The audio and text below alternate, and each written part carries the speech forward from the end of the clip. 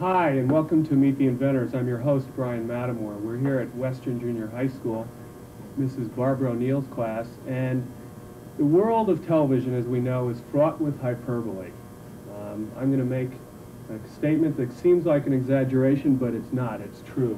Today we have one of the world's best game inventors in Dr.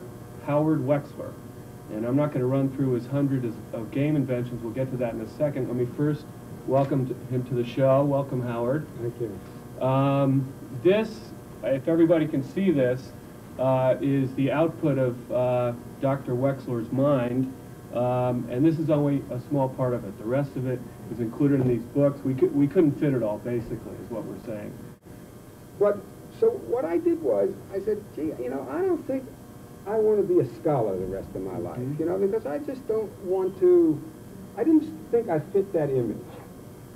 And so I said, well, I'm going to go into something else. So what happened was, I happened to be reading, and now this is about 18 years ago. So I happened to be reading some newspaper or whatever, and it said Psychology of Toys. And I said, boy, that's terrific. I'm a psychologist, and I always liked toys. Let me see if I could invent toys. And I took off one summer, 18 years ago, and I started to invent. People said to me, how could you invent? Everything has already been invented. Whatever you think of has already been thought of. I mean, there are thousands and thousands of things that have been invented.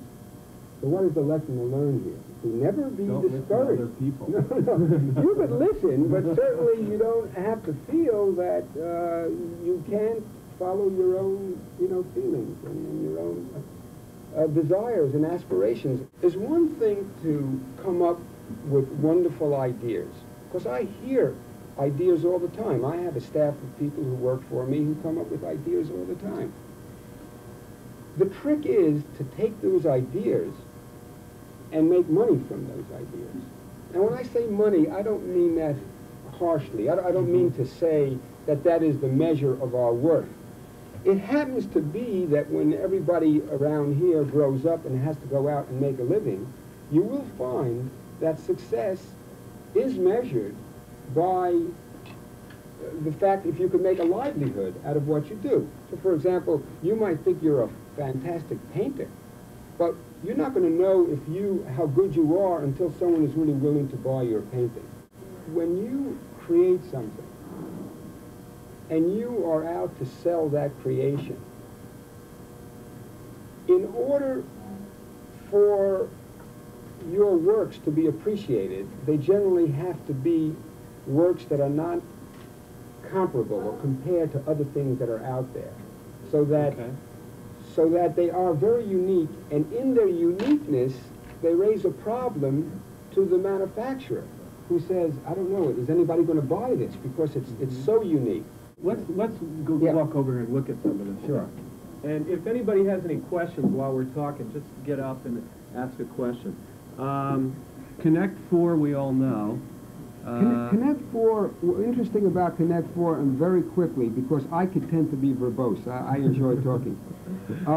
Particularly with something I like and talking to young people.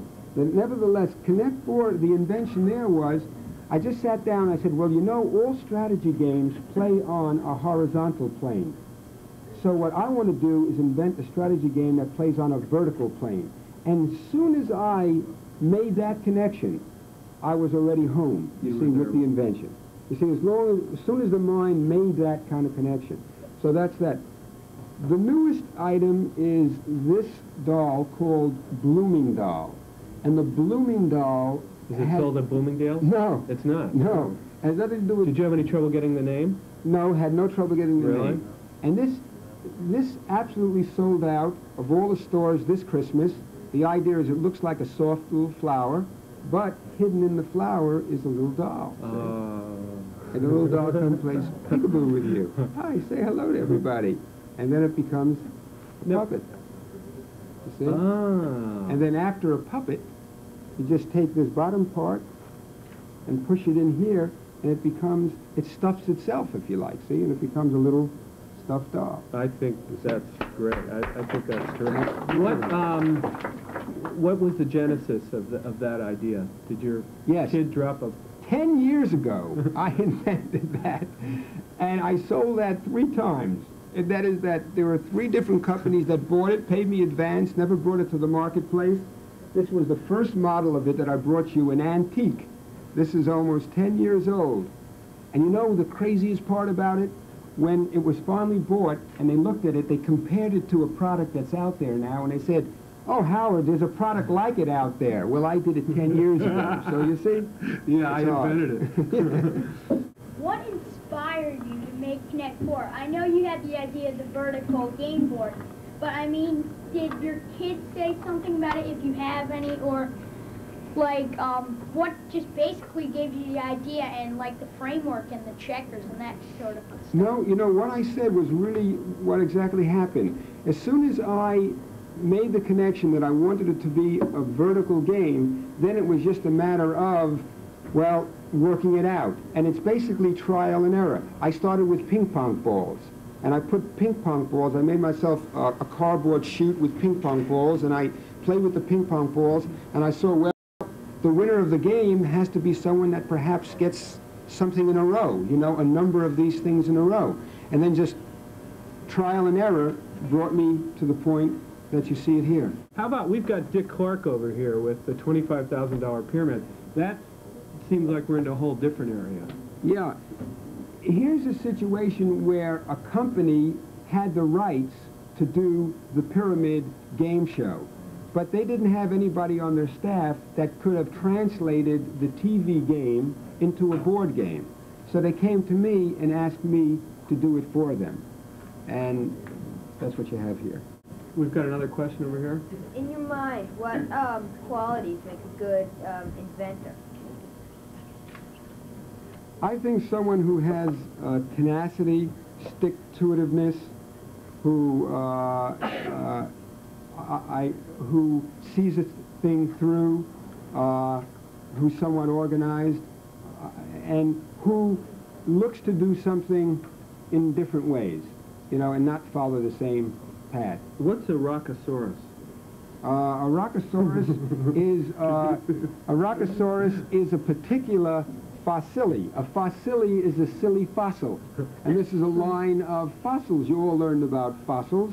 And so that, what was that? The Rockosaurus? The Rockosaurus. Hold it up for a moment. Oh, I got you. He's a rock star. He's a rock. Simple question. A rock. You should have known that. A rock dinosaur. He's got a guitar. He's a Rockosaurus. And the fellow who has a tie, he's called a Tiosaurus. I got you. And the baby is called, of course, Babysaurus. Okay. And what about this? And when you have a lot of trouble, it's called a Lotosaurus. And where's the Babysaurus? Okay, so we got our 3D coloring book. And what was this? Oh, you got the goggles in there. Yeah, this is an invention of mine which happens to be patented, and it's a coloring book, and when you color it and put on your 3D glasses, you see what you colored in 3D, and it's really neat, and you should all go out and buy it. I've never seen, has anybody seen this? I haven't seen this one yet. I'd like to get one of those. Okay. How's about my Funny Freddy? Go ahead, quick. We have a few minutes quick left. On Funny Let's Freddy. do Funny Freddy. This is a soft doll that you change the expressions of its face, see? And he's called Funny Freddy. And was that because David changed his expressions on you? No, we used to have a teddy bear that looked very silly, and one day I got up and I took his tongue, and I pulled his tongue off, and I put it in another position, and I pulled his nose off, and I put it in another position. I said, wouldn't it be wonderful if there was a soft doll that you could do that with? And that's how that happened. This is Crunchball. Oh, this is a wonderful, wonderful story. Do we have a half hour for this story? Can we do a 1-minute version of it? Okay. This will be in a market in the spring, and everybody who's sitting here, I'm telling you, without even having to ask you, you will beg Mom and Dad for one of these things. You really will. This is going to be the biggest hit of the spring season, and it's called a Crunch Ball, and it's the easiest ball to manipulate, to play indoors and outdoors and everything else. And is that terrific? Can you catch it? Or? Yes. What's that? Well, you know what it's filled with? It's filled with styrofoam. Here. You see those cups over there? Those are made of styrofoam. And you know how packing things come when you get these dishes and such, and it comes with styrofoam? Well, you know what?